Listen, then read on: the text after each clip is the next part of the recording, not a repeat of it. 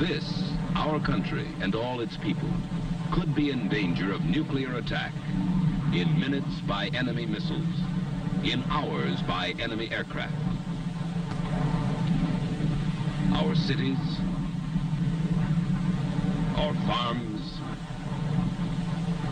our factories. Prime target would be our air bases.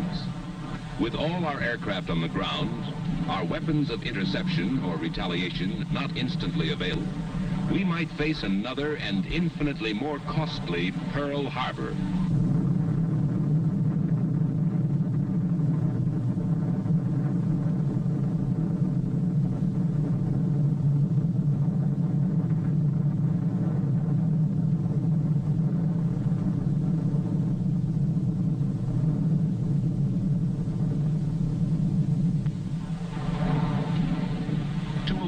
Surprise disaster, some of our aircraft must always be in the sky or on the alert, carrying nuclear weapons. These weapons are always unarmed. They will be armed only following a decision by the President of the United States. Only these ready aircraft with nuclear weapons can form our first-line deterrent force in peacetime, our sure striking force in case of attack.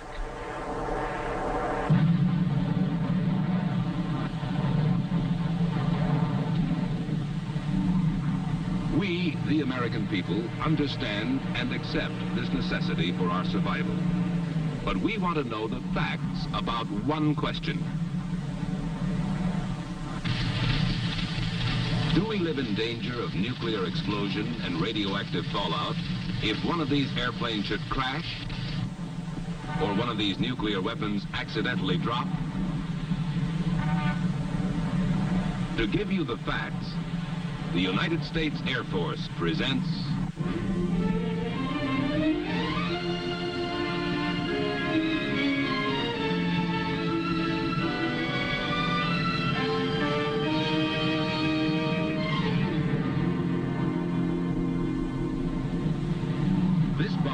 carries a nuclear weapon. It is a well-designed, carefully maintained, skillfully flown airplane. But airplanes, just like it, have crashed and burned. There was no nuclear explosion, no radioactive fallout. These are the facts. The Bombardier watches over controls as safe as human ingenuity can make them to prevent accidental bomb release. But nuclear weapons have been dropped inadvertently. There was no nuclear explosion, no radioactive fallout. These are the facts. And specially instrumented aircraft verify these facts in a continuing nuclear safety program that tests our nuclear weapons under controlled conditions that simulate every conceivable hazard. Vital to this nuclear safety program is Air Force Special Weapons Center at Albuquerque, New Mexico.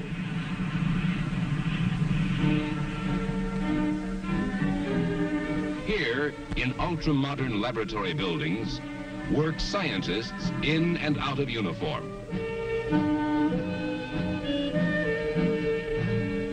They work with the incredibly complex equations of nuclear physics, which derive from Einstein's famous relationship of mass to energy.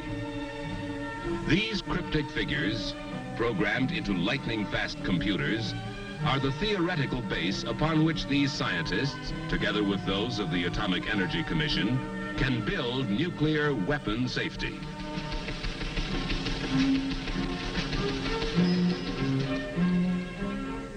By research, design development, and laboratory test, they ensure weapons not yet built against accidental nuclear explosion.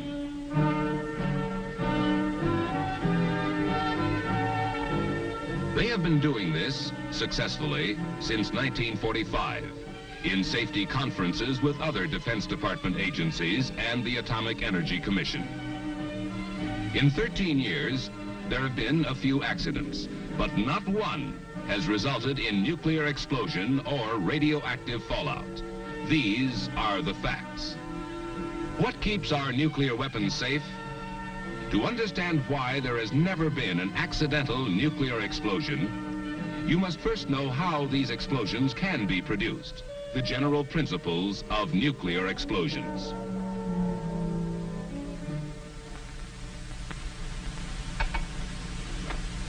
Any explosion is the result of a very rapid release of a great amount of energy. Conventional explosions result from the rearrangement of whole atoms in some explosive material. For example, in TNT, the rearrangement of whole atoms of hydrogen, carbon, nitrogen, and oxygen produces explosive force. On the other hand, nuclear explosions result from the rearrangement within each atom. This may be a joining together or fusion, as in an H-bomb, or the splitting apart or fission, as in an A-bomb. At present, an H-bomb explosion starts with fission. So the splitting of the nucleus of the atom is the basic principle of nuclear weapons. All matter is composed of one or more of the 100-odd elements. Of these, the atoms of the metals uranium and plutonium can be most readily fissioned to cause nuclear explosion. These elements are mildly radioactive. They emit short-range, low-penetration alpha particles while in their unfissioned state. These alpha particles do not have the harmful effects of the longer range and stronger gamma rays, which are given off by certain elements such as radium or by the products of nuclear fission. The atoms of uranium and plutonium are among the heaviest. Heavy because the nucleus of each atom contains large numbers of the fundamental particles called protons and neutrons. When a free neutron hits this nucleus, it splits into two parts, releasing more neutrons which may go on to split other nuclei. The resulting fission products become highly radioactive, emitting the long-range and dangerous gamma rays. The split nucleus weighs less than the whole one, and this difference in weight is released in the form of energy, nuclear energy. After fission, harmful gamma radiation. Before fission, innocuous alpha radiation.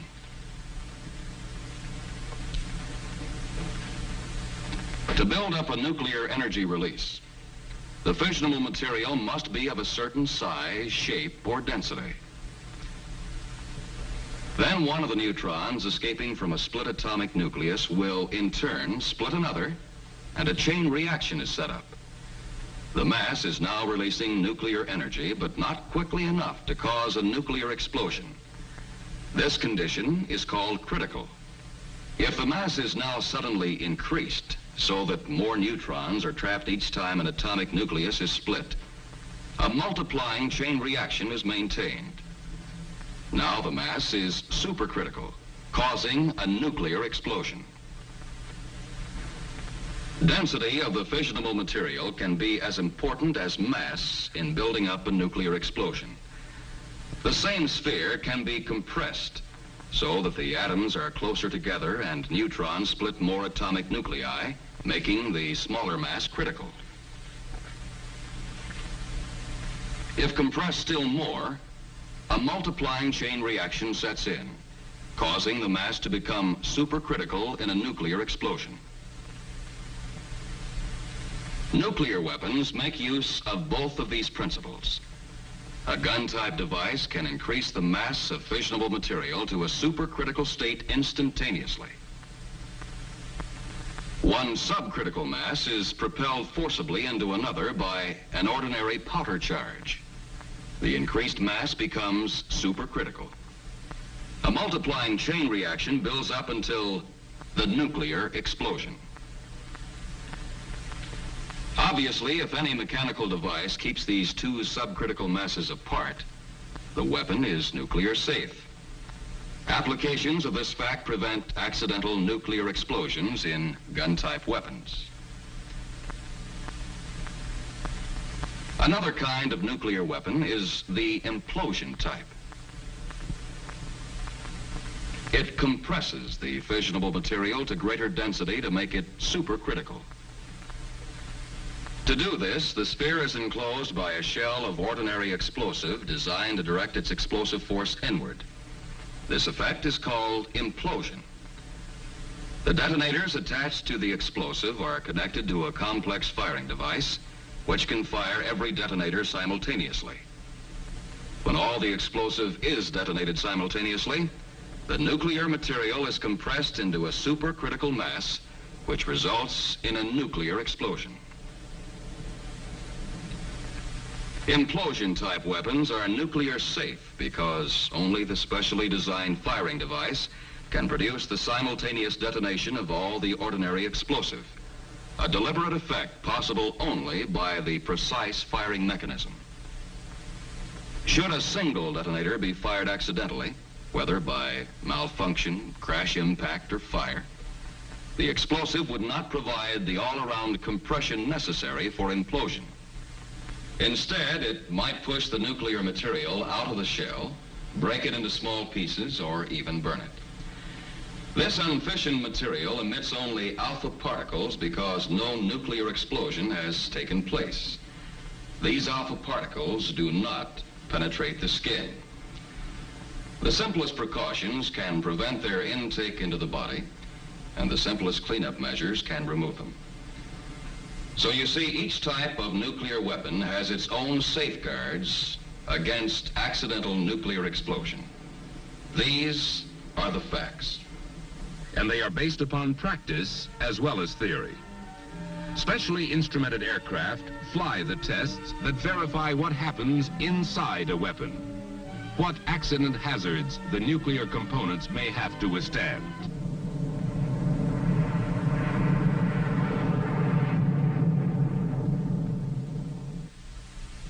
Nuclear safety is everybody's business. Although Air Force flies the test missions, scientists and technicians from the Atomic Energy Commission and other services man the test range and evaluate the findings of the elaborate instrumentation. Drop tests measure impact characteristics of various weapon types. They are made without nuclear components so that this precious material is not wasted. They supplement the detonation tests that have been made with the complete nuclear weapons.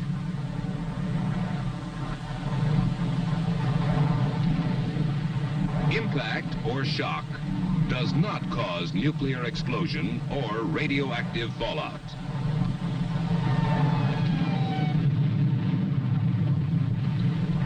What has exploded is the ordinary explosive, which is an essential part of nuclear weapons.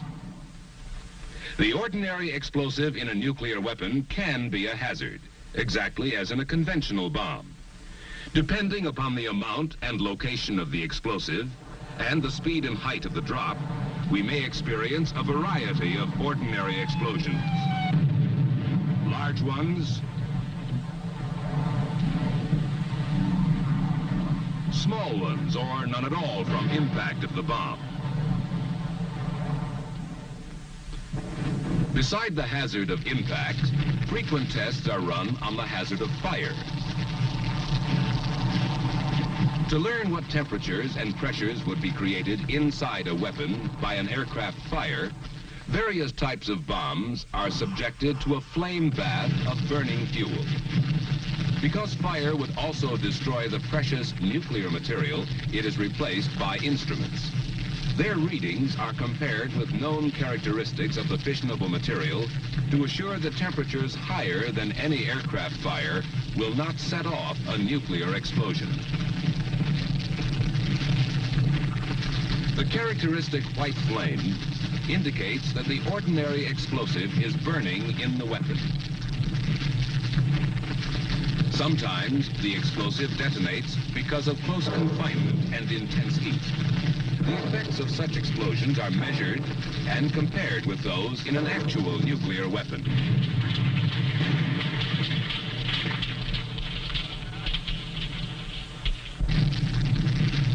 Fire and ordinary explosives do not create the conditions necessary for nuclear explosion. These are the facts. And on the vast desert ranges of the Atomic Energy Commission, the facts are verified by safety testing live prototypes of all new weapons before they go into production for our stockpile. The tests are costly in money and manpower, even more costly in the fissionable materials on which our nuclear strength depends. But they do provide insurance against nuclear accidents, which make them a bargain at any price. Some take place deep in the earth. Fantastically complex instruments replace the five senses. They record what happens when some of the explosive that surrounds the nuclear material of a new weapon is deliberately detonated. They record only an ordinary explosive blast. A random detonation has not created the implosion which would compress the nuclear material to a supercritical mass. There was no nuclear explosion, no radioactive fallout.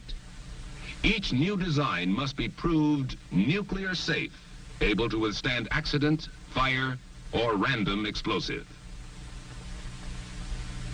Other tests with nuclear weapons are made above ground. These are also designed to test the nuclear safety of new weapon types by intentionally detonating the explosive which surrounds the fissionable material.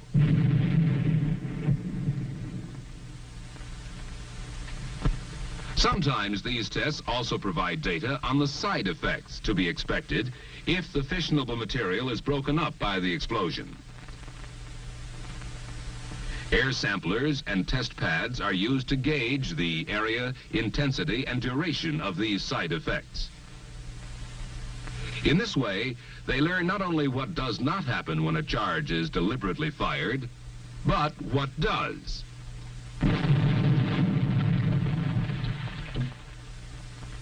The explosive does break up the nuclear material and scatter parts of it over a small area. This fissionable material is mildly radioactive.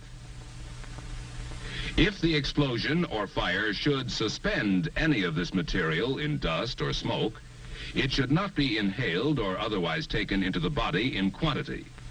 That is why the trained monitoring and cleanup crews may wear respirators until air samplers or alpha counters have determined that no injurious concentration exists.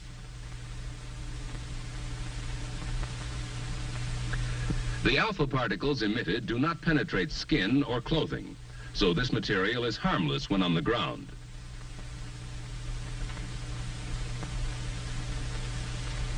Only simple cleanup measures are necessary, plus an effort to find and save the valuable material.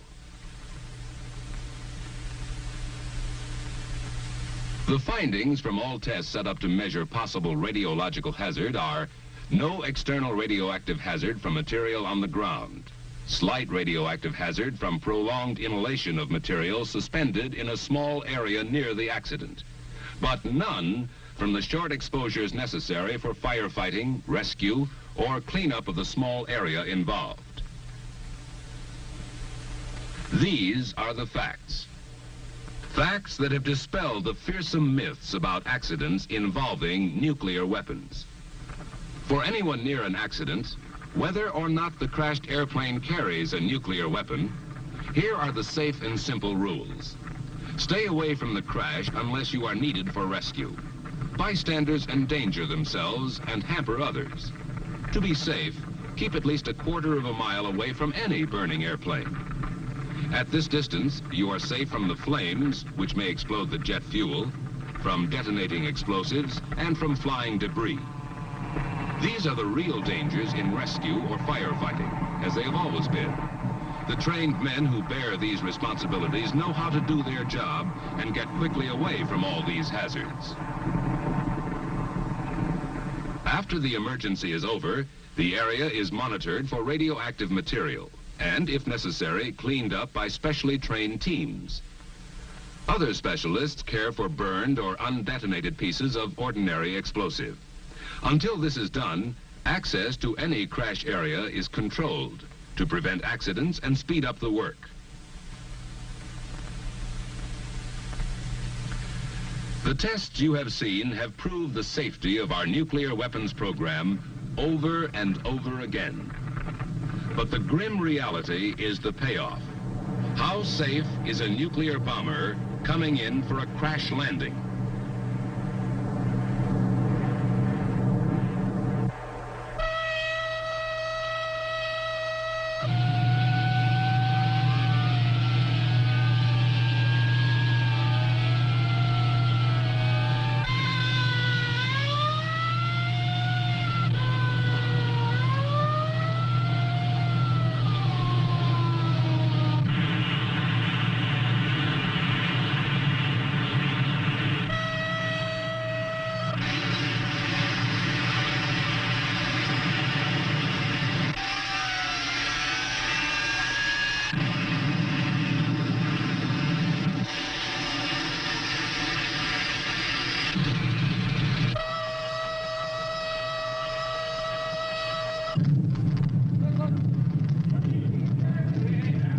Not the impact of the crash landing, nor the fire which often follows, not even detonation of the ordinary explosive in the weapon, cause nuclear explosion or radioactive fallout.